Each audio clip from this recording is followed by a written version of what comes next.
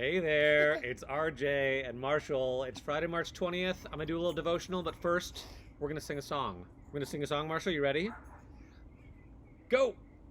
Jesus Loves me, this this I know, for the Bible tells me so. Little ones to him belong. They are weak, but he is strong.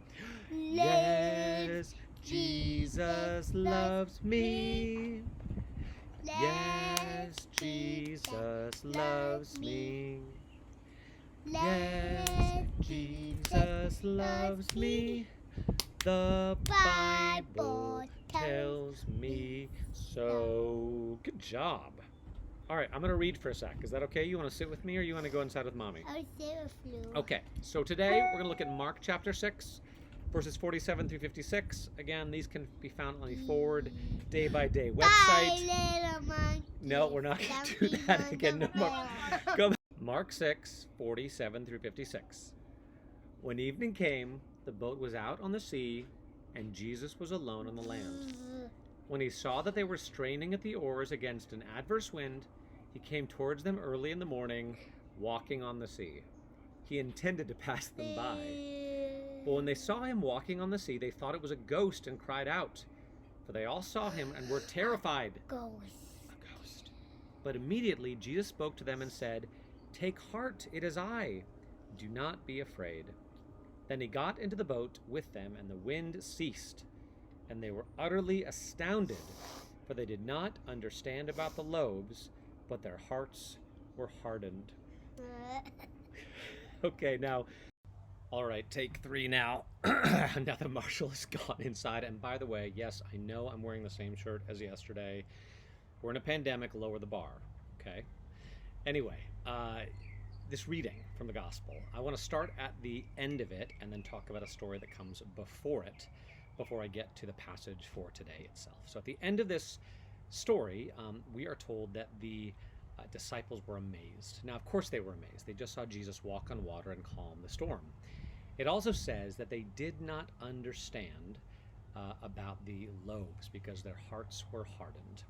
Now, the story right before this is the feeding of the 5,000, when Jesus used 5 loaves and 2 fishes to feed 5,000 people and had 12 basketfuls left over. And the disciples apparently, at least in this gospel, didn't notice. Now, I think that's important, right? Because we are in the middle of a storm.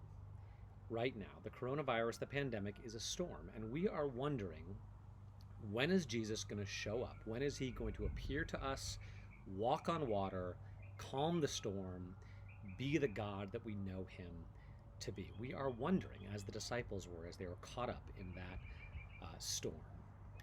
But what we need to remember is that God has been faithful. God has been showing up. God has been performing miracles in our midst even before this, even as he fed the 5,000 before he sent the disciples off in the boat. And I think about our history as a church, our wonderful history, all the amazing leaders that God has sent to us. I think about the last year and a half when you guys didn't have the rector, the amazing transitional priest that God sent, Father Bob and Father Tim, to keep you strong, to keep you fed. I think about David Wilt, his incredible ministry among us. I think about the past 2 months since I got to Holy Trinity and just how much fun I've had with you, the new people we've welcomed, the growth we've seen. And so God has clearly been working in our midst. And as we wait for him to show up again, as we wait for Jesus to show up, to walk on water, to be God, to calm the storm, let's remember that he has been faithful. He has worked miracles. And because he's been faithful in the past, we know that he will be faithful now and faithful in the future, even if we don't see him, even if we feel we are struggling against the waves, being buffeted by the wind. He will show up. As I hear a siren in the distance, he will show up. So let us not lose heart as we weather this storm. All right, Marshall, anything else you want to say before we go? No? We'll see you soon. Bye.